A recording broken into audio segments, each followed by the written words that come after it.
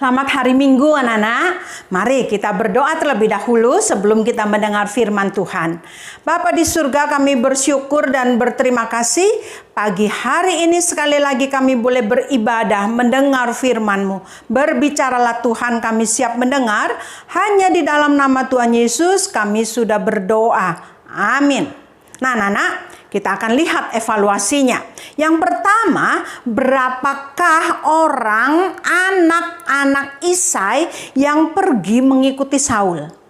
Yang kedua, apa pekerjaan Daud selain menghibur Saul?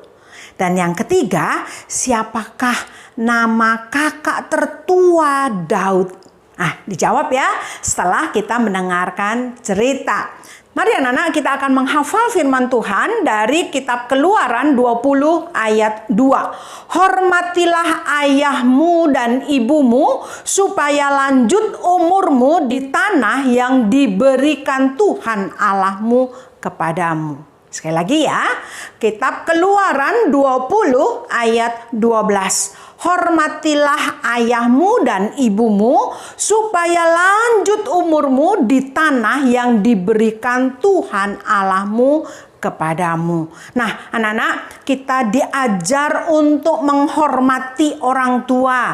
Apa artinya menghormati? Artinya adalah menghargai. Menghargai dengan cara mendengar dan mentaati perintahnya, bukan melawan ya. Lalu hormat juga memberikan pengajaran pada kita, yaitu untuk mengasihi.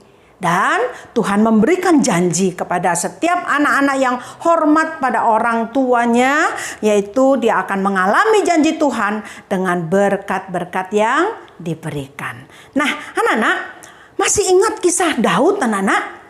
Daud yang menggembalakan dombanya. Kalau dia tidak dipanggil untuk menghibur Saul, dia kembali ke padang dan menjaga domba-dombanya. Suatu kali anak-anak, ketika dia sedang menggembalakan dombanya, tiba-tiba ada seorang yang disuruh oleh ayahnya datang kepadanya. Hei Daud, kamu disuruh pulang sama papamu. Emang ada apa? Emang papa sakit? Oh tidak. Nggak tahu dah, papamu bilang ini penting, cepetan pulang. Oh ya, oke, saya percayakan dulu ya domba-domba saya kepada teman saya dulu. Bang, titip ya, aku mau dipanggil sama papa. Aku percaya deh sama kamu ya, domba-dombaku ya.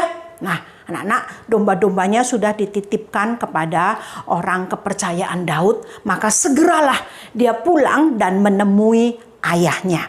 Nah, ketika dia berjumpa dengan ayahnya, papa, ada apa? Apa yang perlu saya lakukan? Nah, lalu papahnya bilang begini, Daud, kakakmu itu kan mengikuti Saul, ikut berperang.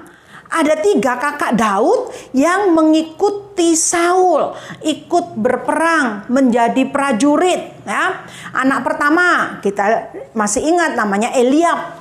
Yang kedua, Abinadab. Dan yang ketiga adalah Syama. Dan sekarang mereka sedang menghadapi bangsa Filistin di lembah Terbantin.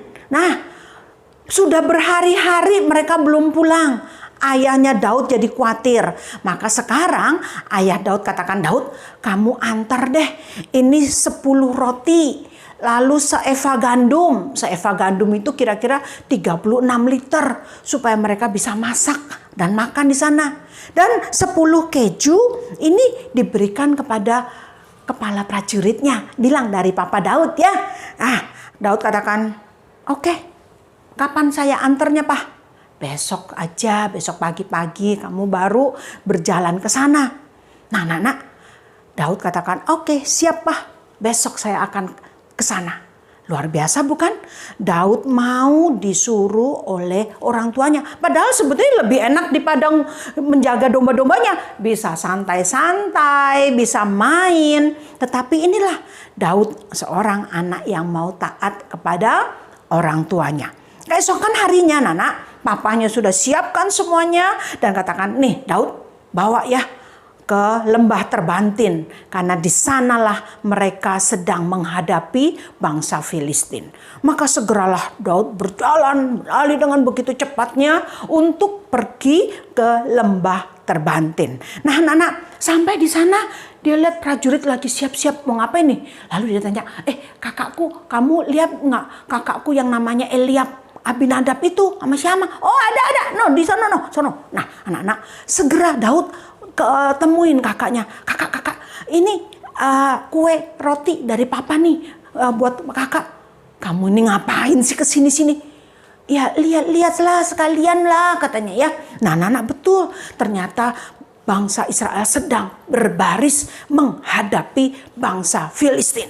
Nah, ketika mereka sudah berbaris rapi, Daud lihat, wow, gagah sekali ya. Jadi prajurit-prajurit hebat ya. Nah, anak-anak, sedang dia terkagum-kagum seperti itu, keluarlah seorang raksasa besar. Namanya siapa, Nana? Betul, Goliat yang diceritakan kemarin. Wow, Goliat datang dan berteriak-teriak, "Hei Israel, Israel, Israel, ayo lawan kami bangsa Filistin. Kalau kami kalah, kami mau jadi budakmu.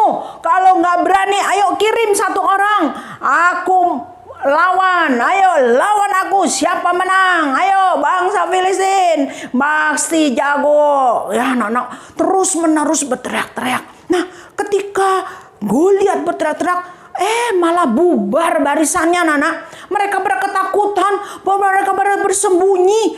Daud, kok pada kabur? Nah, anak-anak, memang orang itu atau Goliat itu terus berteriak-teriak dan dia bertanya kepada seseorang dan katakan, Pak, emang dia tiap hari begitu? Iya, pagi, nanti sore, begitu lagi. Udah hampir 40 hari loh. Wow.